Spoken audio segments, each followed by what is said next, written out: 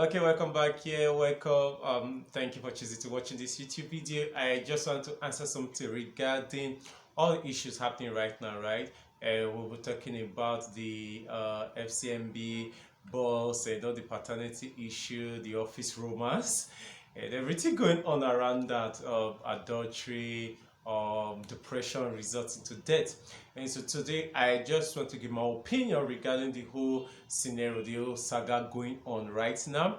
And for those of you that may not have known about the news or what it's about somebody who died of FCMB, and after his death, we start hearing that he died based on depression from the reality that after he learned that the two kids from his wife, the two kids in his marriage were not his own, but were from his boss in the office, and his wife gave him that information after she had relocated abroad. She claimed that she was going abroad for holiday with the children, and by the time she got there, she gave him the boza that, see you, these two kids are not yours, they belong to the boss in the office.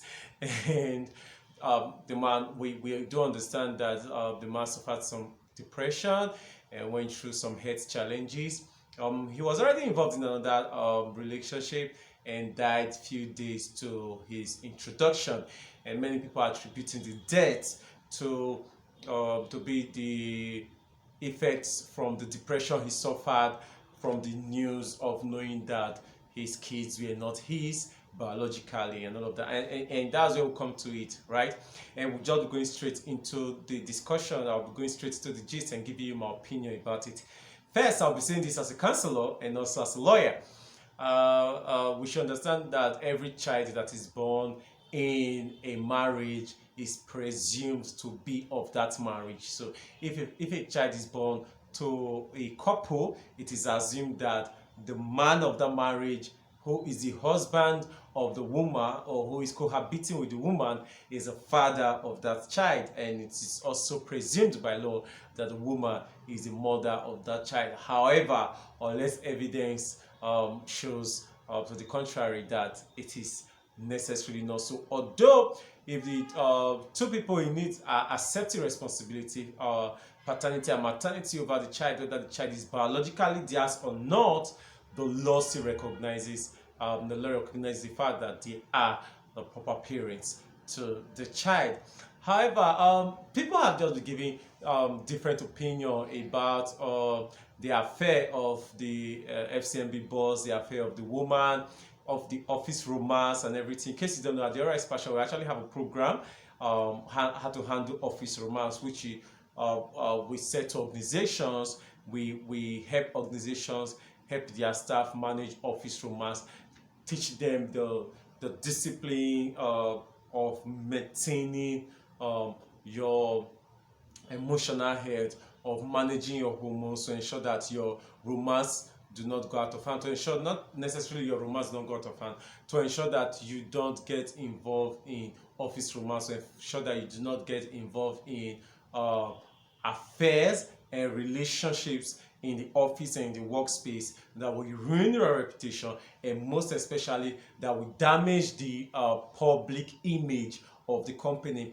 If FCMB had been doing something like that for their company, for the bank, if they have been having programs on how to handle office romance for their staff, definitely I'm very sure that these two people would not have got into an affair, got into adultery in the office, and ended up having children out of it. And now the company is in serious public scandal, as it were, and not just the staff. So that's why as an organization, whether if you have 2 or more staff, you could reach out to us so that we'll see how we can do this program with your organization, do this program with your company, do this program with your business, so that people do not from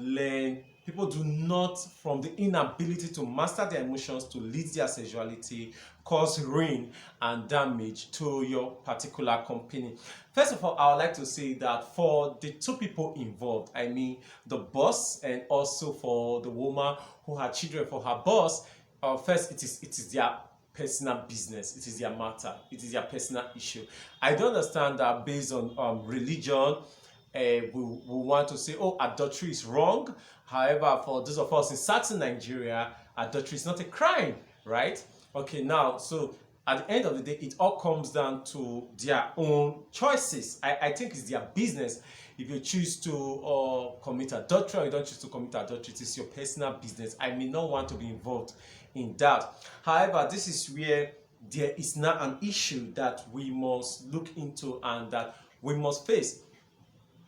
Excuse me. Now, when it comes to different things, we have what we call public morality. And I was taught several years ago why during my undergraduate that public opinion is like an unruly horse, right? You can never tell where to take you to once you subscribe to it. However, there's this thing of public morality. What do I mean by public morality is the fact that people who are immoral, people who are sexually loose, expect some sense of morality from other people who are in position. Like, okay, I get it. You see a person who does not have a problem cheating on his girlfriend. You see a person who is adulterous himself.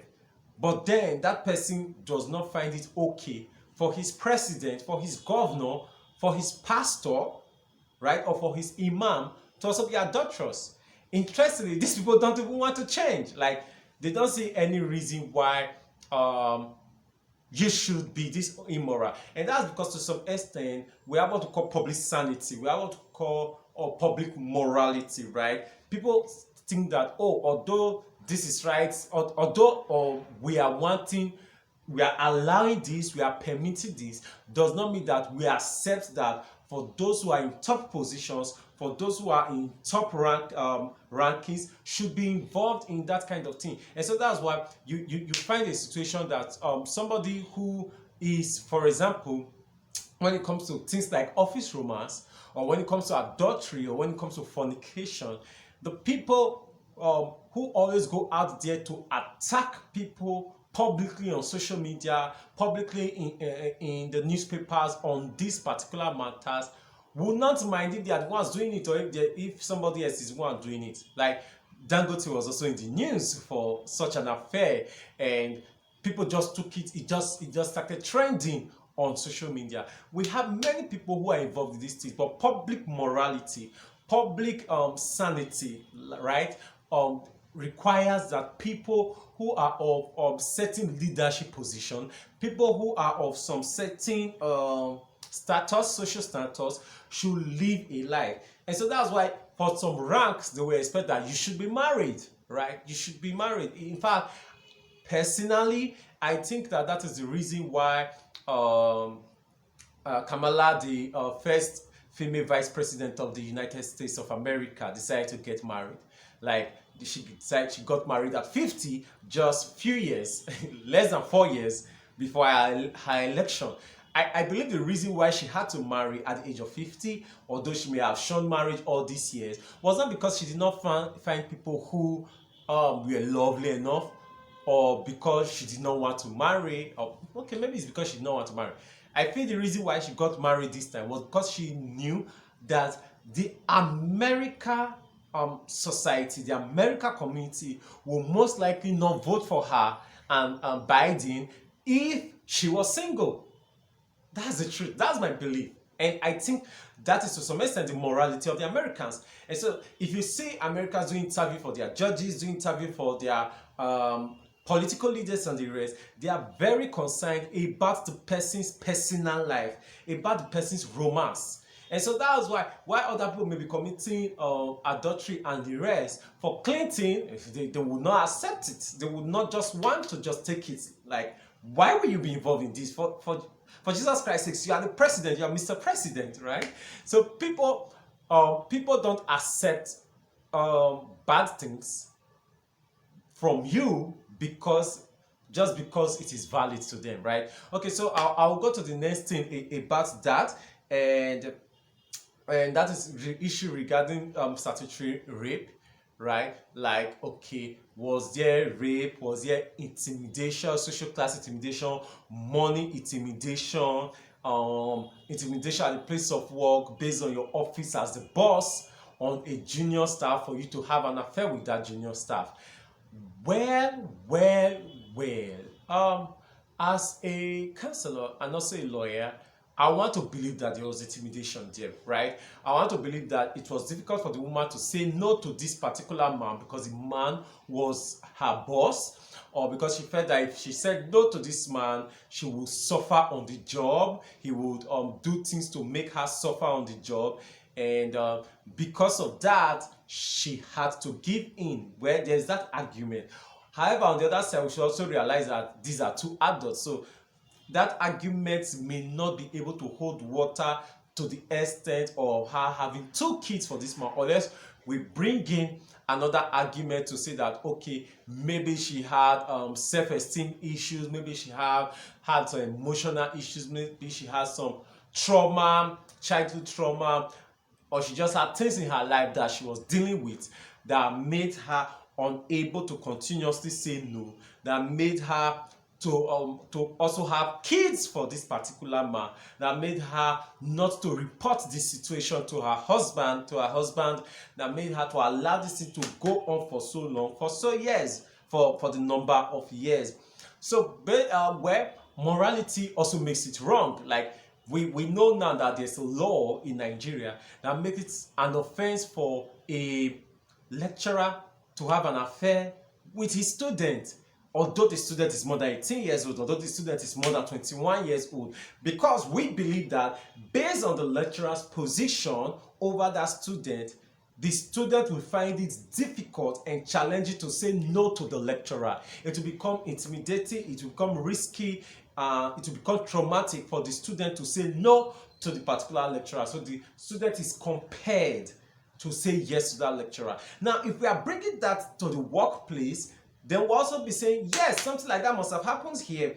And that's for those who are calling for the sack of the particular boss. And I know people are saying that, no, you should not sack him, you should not remove him. They are adults, they made their own decisions and they made their own choices. But here we are not talking about being adults. We are talking about leverage of position. Leverage of position. You as a boss, right? Remember again what we're talking about, public morality. You as a boss, knowing that this your staff is married and you still choosing to have an affair with this your staff, knowing that the staff is junior to you, right? And going to the extent of having two kids by this same staff. For those who are calling for his sack, for his removal from office, they are right, they are proper. Under the doctrine of public morality, they are right and they are proper. And even under the general belief of statutory rape, like, we should not allow that, right? Because people will justify having affairs with 16 years old, having affairs with 15 years old. Bosses will justify having affairs with people in their offices, although they would have used intimidation and they would have used their power and their office and claim that they were adults who were making that choices. So, but that's just more or less like it. And so, at the end of the day, this is actually what I want to say regarding it.